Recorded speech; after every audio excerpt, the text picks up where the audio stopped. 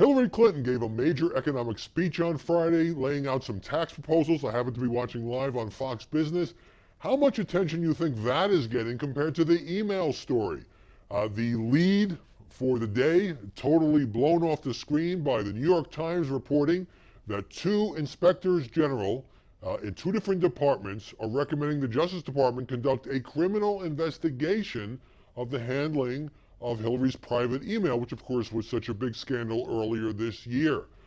Now, fascinating bit of insight behind the curtain, because the New York Times changed the wording of that story, and we know, thanks to reporting by Politico, the reason the wording was changed, softened, no question about it, was because of a complaint by the Hillary campaign. I can tell you, as a longtime newspaper guy, this is very common when you write a story.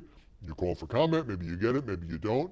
Then a campaign sees what you have written, doesn't like it, calls up, complains, and if you think there's some merit, or maybe you overstated it, or it's ambiguous, you might make a change between editions. These days you do it online. So in the original New York Times piece, it said that two inspectors general asking for a Justice Department investigation of, quote, whether Hillary Rodham Clinton mishandled sensitive government information on a private email account she used as Secretary of State.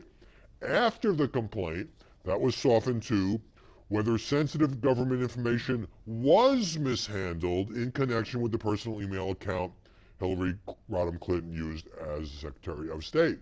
One has a passive construction, doesn't necessarily suggest, imply, insinuate that Hillary Clinton's own handling of the email was the subject of a potential investigation. The other one says that's exactly what it would be. But of course, there would be no possible investigation and no possible news story had Hillary Clinton not spent 4 years in the Obama cabinet using private email and not government email. So whether this is a legal problem for her, whether or not there is a Justice Department investigation, whether she has any liability here, those are all legal questions that will play themselves out over time. But as a political matter for somebody who is the Democratic frontrunner, this is a mess. And it's something that she's never quite put to rest. And in that economic speech, she began by saying, you know, there's been a lot of inaccuracies in what's been reported, referring to the email story.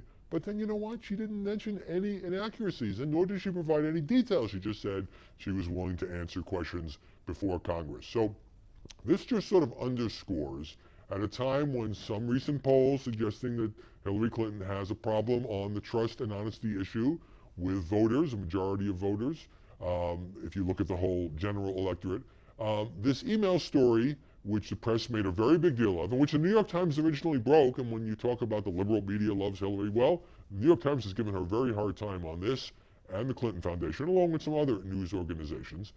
So I just wanted to put that in perspective. But the fact is, a story like this never really goes away until all the questions are answered, and all the questions haven't been answered. And so it's going to pop up again at inopportune times. What if Justice does do an investigation, and we find out about it, you know, a month before the Iowa caucuses?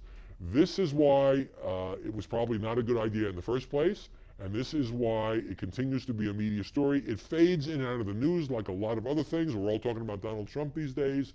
But this remains a problem, a political liability for Hillary Clinton. And until she does answer these questions and put this to rest, which she could have done in the opening weeks, and she not sort of, you know, minimized her contact with the press, it's going to keep coming back again and again and again. That may be fair, that may be unfair, but that's how it works in presidential campaigns.